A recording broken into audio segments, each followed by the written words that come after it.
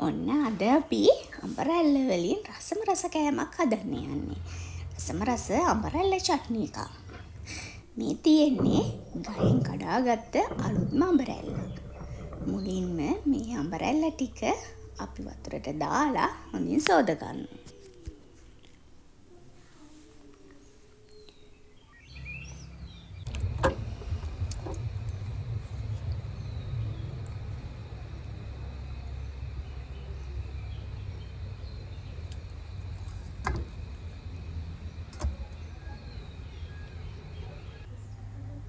ඊට පස්සේ මේ හොඳට පැහුණු අඹරැල්ල ටික අපි මෙන්න මේ විදියට පොතු ඇරගන්නවා. මේ විදියට හැම ගෙඩියකම පොතු ඇරගන්නවා.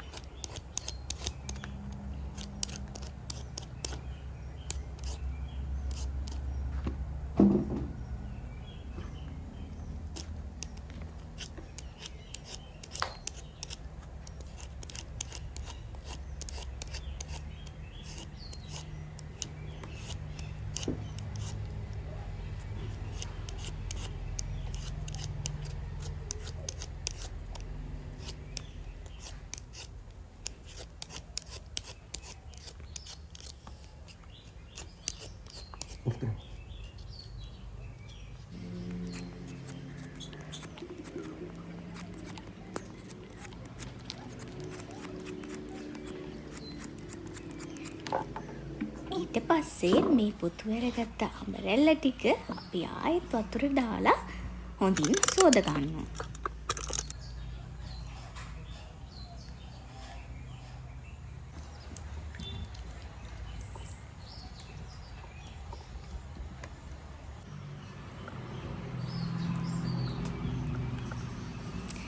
ඊට පස්සේ සොඳින් සෝදගත්ත මේ අඹරැල්ල ටික අපි මෙන්න මේ ආකාරයට තලා ගන්නවා.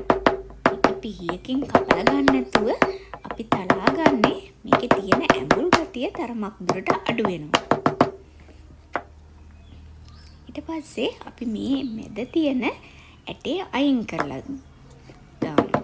මේක ඇඹරැල්ල වෑංජනයක් වගේ දෙයක් හදනකොට නම් අපි ඇඹරැල්ල ඇටේ පාවිච්චි කළාට චට්නි එකදී අපි ඇඹරැල්ල ඇටේ අයින් කරනවා.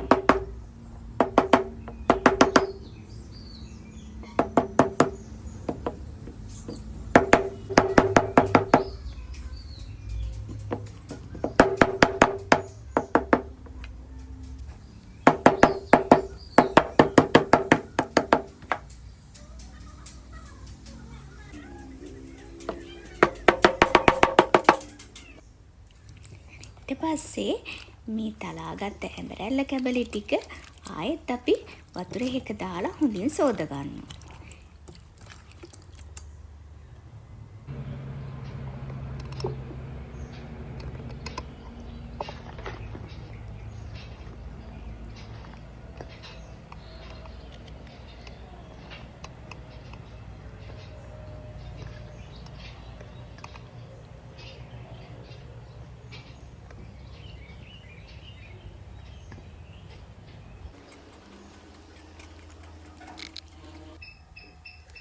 දැන් අපි චට්නි එක හදන්න යන්නේ.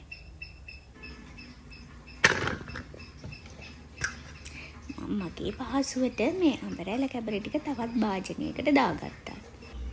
ඊපස්සේ අපි මැටි හට්ටියක් අරන් ඊට වතුර ටිකක් පොඩ්ඩක් රත් වෙන්න තියලා අපි ඔන්න මේ පැණි ටික සීනි දාලා සීනි කර ගන්න හදන්නේ. මේක ගොඩාක්ම කර වෙන්නේ නැතුව ලා දුඹුරු පාට වගේ වුණාම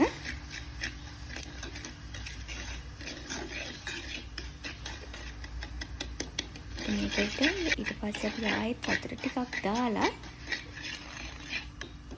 මේ චට්නි එකට අවශ්‍ය ගානට මේක උණු කරගන්නවා.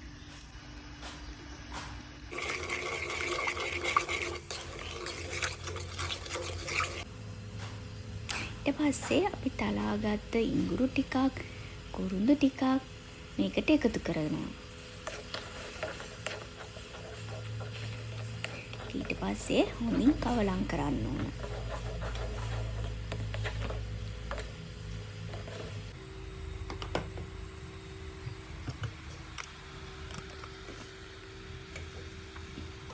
ඔන්න ඊට පස්සේ අපි මේකට හරි තලාගත්ත ඇඹරැල්ල කෑලි ටික එකතු කරනවා.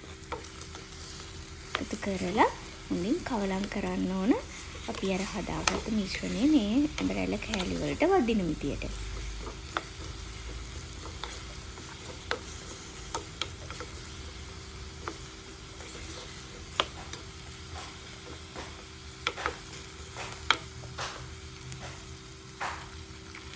අපිට මේ වෙලාවේදී ඒ තැම්බෙන්න වතුර ගතිය මදි නම් අපි හදාගත්ත අර සීනි දාලා හදාගත්ත මේ පැණි එක මදි නම් අපි තවත් වතුර පොඩ්ඩක් එකතු කරනවා.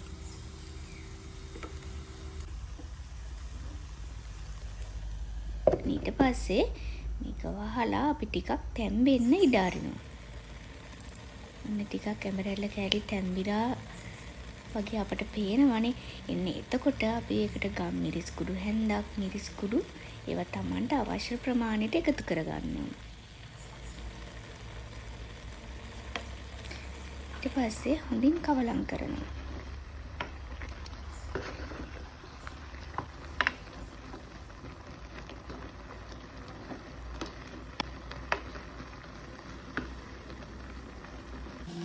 ඊට පස්සේ මේකට ලුණු එකතු කරගන්න ඕන.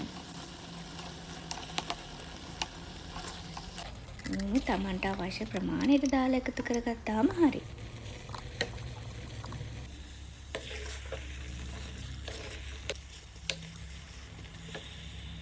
එසේ හොඳින් කවලම් කරාම මෙන්න මේ වගේ එනවා.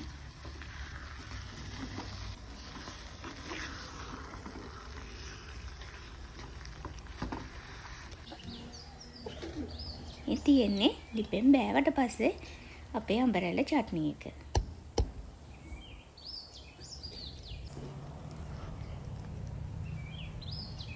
ඔයාලත් හදලා බලලා මෙන්න මේ වගේ රසයිද කියලා කියන්නකෝ.